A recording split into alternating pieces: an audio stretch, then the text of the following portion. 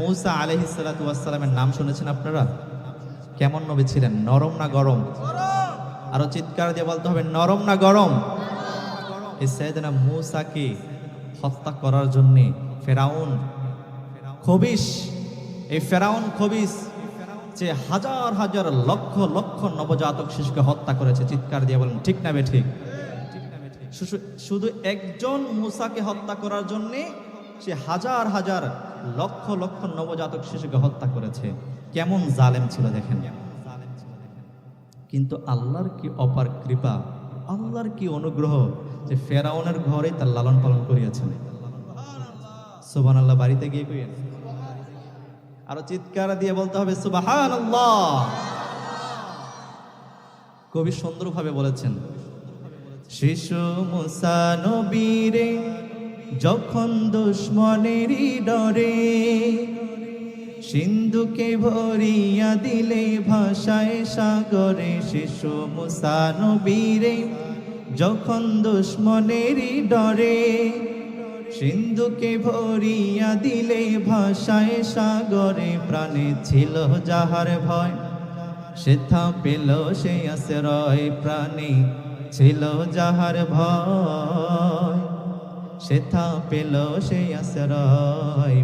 সেই দুশমনেরই হাতে তাহার বাঁচাইলে প্রাণ। পড়েন, আল্লাহু আল্লাহু তুমি জাল্লে জালালুহু, শেষ করা তো যায় না গে তোমার গুণগান। সবাই জবান খুলে বলতে হবে, আল্লাহু আল্লাহু তুমি জাল্লে জালালুহু, শেষ করা তো যায় না গে তোমার গুণগান।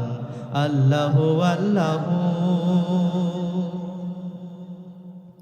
তো মূসা আলাইহিস সালাতু ওয়াস সালাম রবের দরবারে চলে গেলেন তুর পর্বতে কথা বলার জন্য।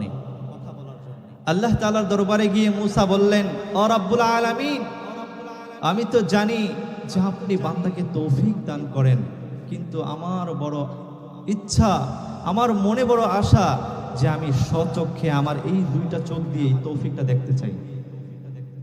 দেখছেন কি প্রশ্ন? এই প্রশ্ন কি কেউ করছে কখনো? কেউ করে নাই। সাইয়েদনা মূসা আলাইহিস সালাতু ওয়াস সালাম আল্লাহকে আজব আজব প্রশ্ন করতেন। আল্লাহকে বলছেন একদিন যে, হে আল্লাহ, আপনি তো খাবার খান না, যদি খাইতেন তাহলে কি খাইতেন বলেন। তো এরকম ভাবে মূসা আলাইহিস সালাতু ওয়াস সালাম আল্লাহকে প্রশ্ন করতেছে, ও রব্বুল আলামিন, আমি তো জানি যে আপনিই বান্দাকে তৌফিক দেন, কিন্তু আমি দেখতে চাই কিভাবে আপনি বান্দাকে তৌফিক দেন। আমার ভাইয়েরা, আমার বাবাজিরা, এবার রব্বুল আলামিন সাইয়েদনা মূসাকে বললেন, ওরে মূসা, তুমি কি আমার তৌফিক দেখতে চাও? এবার সাইয়েদনা মূসা বললেন, হ্যাঁ, আমি তৌফিক দেখতে চাই। এবার রব্বুল আলামিন বললেন, তাহলে প্রস্তুতি গ্রহণ করো। এবার সাইয়েদনা মূসা বললেন, ও রব্বুল আলামিন, ও পরওয়ারদিগার, আমি আমার তৌফিক দেখার জন্য প্রস্তুত হয়ে গিয়েছি। সুবহানাল্লাহ।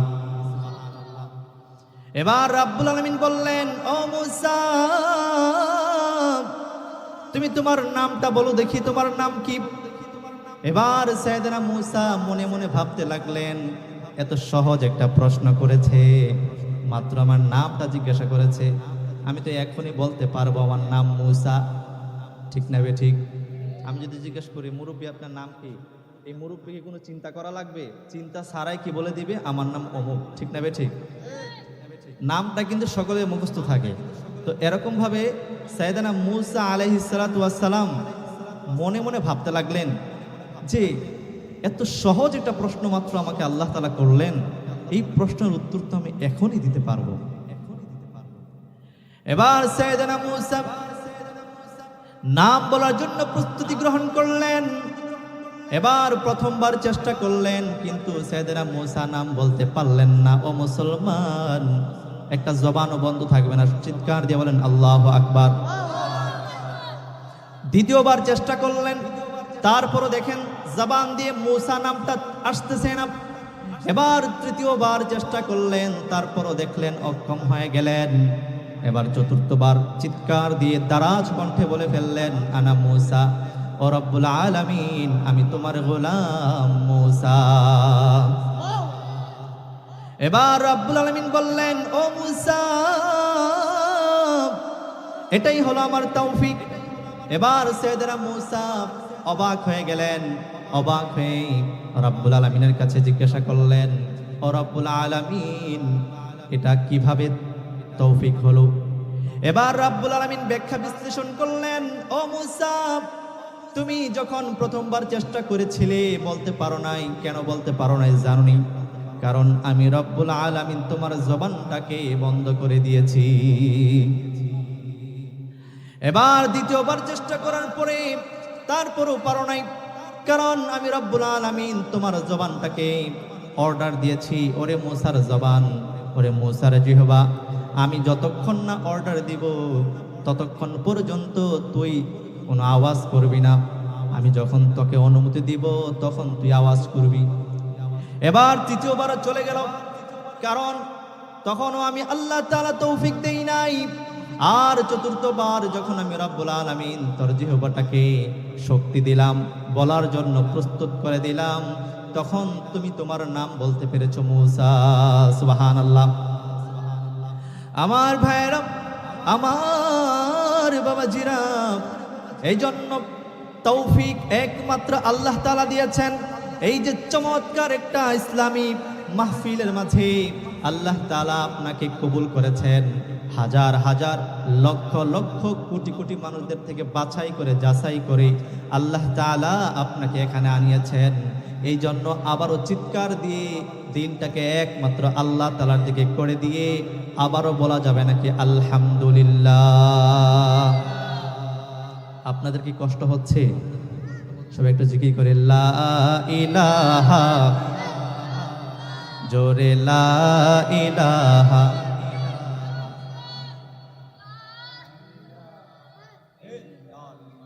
জোরে লা ইলাহা, আরো জোরে লা ইলাহা।